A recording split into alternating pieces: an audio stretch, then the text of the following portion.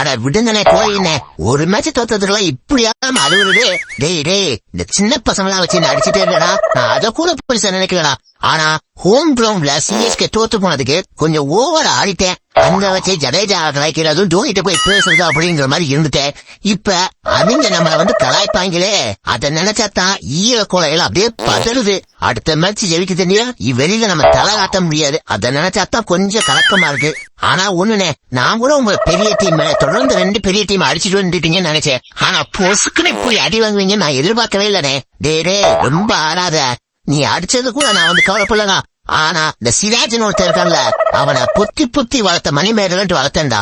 ஆனா கடைசியில அவனே இப்படி நெஞ்சில பாய்வா கொஞ்சம் கூட எதிர்பார்க்கலடா. 3 விக்கெட் நெஞ்சில குத்துறாப்ப டப்புன்னு எடுத்துட்டான்டா. அதை நினைச்சாதான் ரொம்ப வருத்தமா இருக்கு. விடுங்களேன், வர்ற மேட்ச்ல நீங்க ஜெயிச்சுக்கோமனே.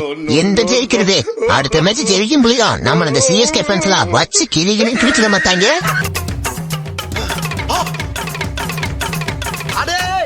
ஓன்னா மட்டும் உன்னை விட்டு